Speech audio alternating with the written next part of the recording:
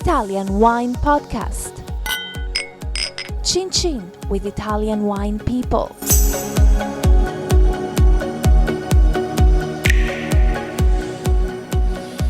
Hello, this is the Italian Wine Podcast. My name is Monty Waldin. Today in the studio is Laura Bianchi from the Castello di Monsanto winery in Chianti Classico. Welcome, Laura. Thank you. Welcome. So, first of all, where is Castello di Monsanto? The winery is located in the village of Monsanto because the winery takes the name from the little place.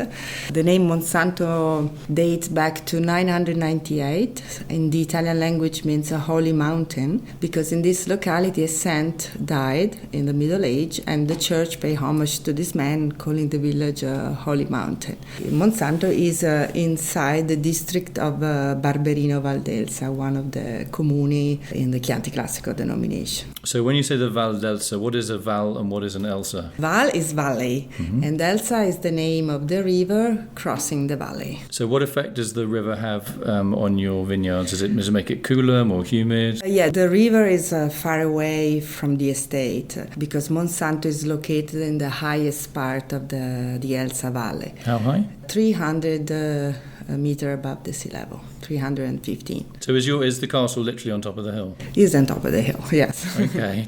Okay. And when was the castle built? The building is from 1740. Oh, so quite a new castle then. Yeah, compared with many others. It's like an IKEA castle. It's a new one. Okay, all right. So, and you're the third generation of your family. So tell me a little bit about your father Fabrizio and your grandfather Aldo. Yeah, the property was bought by my grandfather Aldo. When did he buy it? He bought it in 1961, just because he felt in love in the landscape. He was born near there in San Gimignano. And before World War II, he left San Gimignano to find a job and he moved to Milan. And after the war, he wanted to buy something near where he was born. What did he do in Milan as a job out of interest? Textile business. They're still in the family. And then has been really my father, Fabrizio, who discovered the potential of the winemaking at Monsanto. His background is not an enologist, he's just studying by himself, but he received a lot of instrument by my grandmother, his mother, because she was producing wine in Piedmont. So for sure, my father has been influenced by the mentality of my grandmother's family from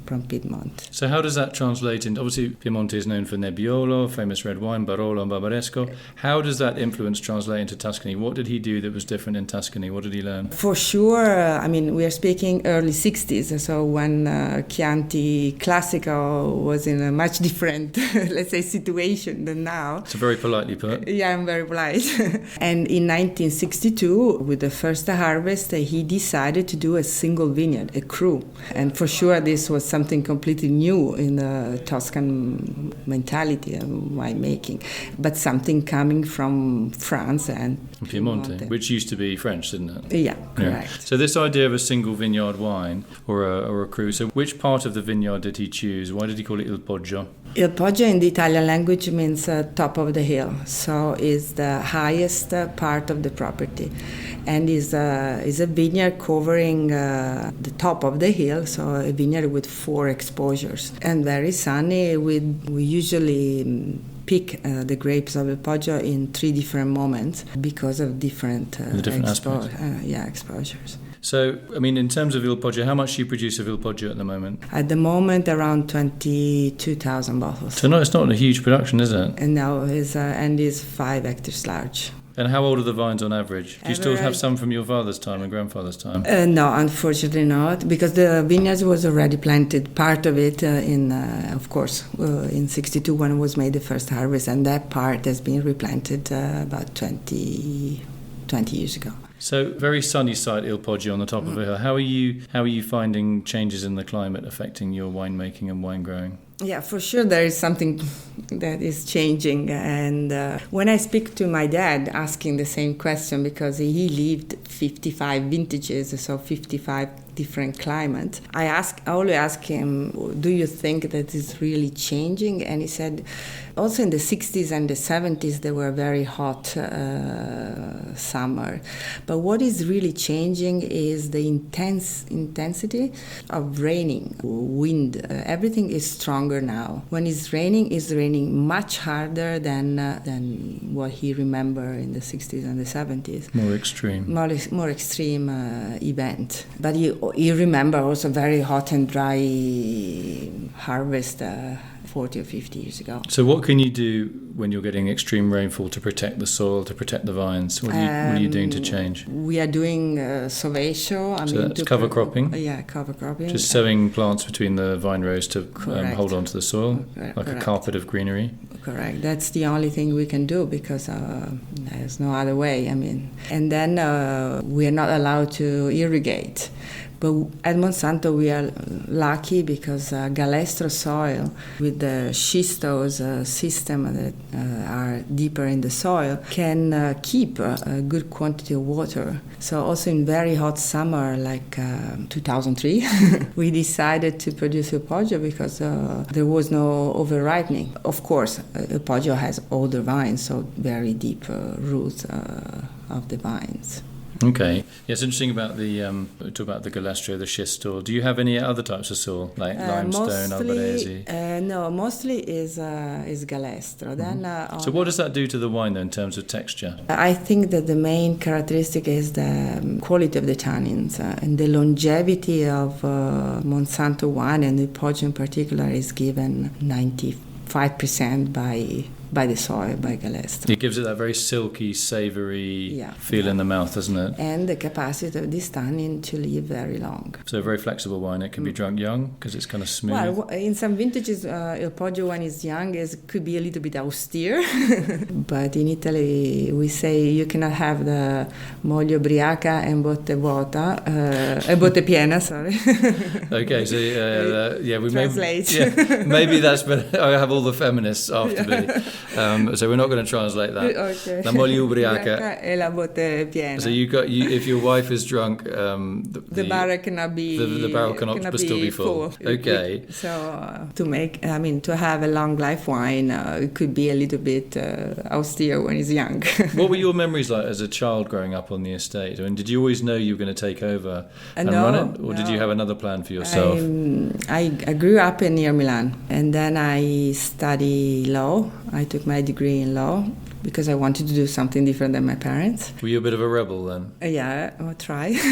And then I practiced 7 months as a lawyer. What kind of lawyer were you? Financial lawyer, criminal civil lawyer? law. Civil law. Civil and commercial law. And then I got completely depressed because I didn't like it. I loved to study, but I didn't like it to practice. Was it a very masculine, sexist kind of world? No, legal world? I didn't really like the everyday boring. It was very boring. So my sister and brother decided to do something else to take care of the textile business. And so my dad told me, why don't you try? And I said, okay. And I fell in love. So you were what, 23, 24? I was 24. I could never say enough thanks to the people that were working at Monsanto, because at the beginning they didn't accept the idea that a woman would have been taking the winery and not my brother. The mentality at that time was a little bit male forward. Were they also worried that you were an intellectual? Do they see you as a sort of a threat? I had no background, just what I have learned since I was a little child by my father. But so they thought you weren't prepared to get your hands dirty. So I told them, okay, I will work in the vineyards and in the cellar with you every day. And they've been wonderful. I learned so much by the people that have always been there. They knew everything in the vineyards and in the cellar. I learned like this. Okay, so just final question. Yeah, let's talk about, maybe not the final question. You make both Chianti Classico, which is a delimited region between Florence and Siena, and you also make a Chianti Colli Senesi, which just means Chianti from the hills around Siena, which is a huge zone in the province of Siena. How complicated is it for you to explain, to go to the market with two Chiantis? It is complicated, but Monsanto has 72 hectares of vineyards. And since the beginning, we own about 20 hectares contiguous, but outside Chianti Classico. So on the boundary, on the border yeah, between because the two. Barberino is on the border, so it's on the center-west part of the denomination. So since 62, we own this vineyard in Chianti Colli Senesi, and we do our little wine. But for sure, it's quite difficult, above all outside of Italy, to make people understand the differences between Chianti and Chianti Classico. It's a huge discussion. Do you think it should just all be called Chianti to make life easy for people, and then people who make good Chianti? It's only called Chianti, not Colli Senesi. Okay, because, but you could call it Colli Senesi. We could, but we don't want to make confusion, more confusion, because the Chianti Classico is in the district of Florence, and Chianti we are on the border between the two provinces, Florence and Siena. So we call it just Chianti and not Colli Senesi. But do people know the difference when you go to the market? I mean, obviously the price will be different, I would have thought. Yeah, the prices are very much different. Yeah. People, let's say 50-50. 50% of the people don't know the differences, and 50% know. Are you a good saleswoman? I mean, do you just say, listen, forget about what's on the label, just try the wine? What's your sales pitch? That's the key point. Try the wine.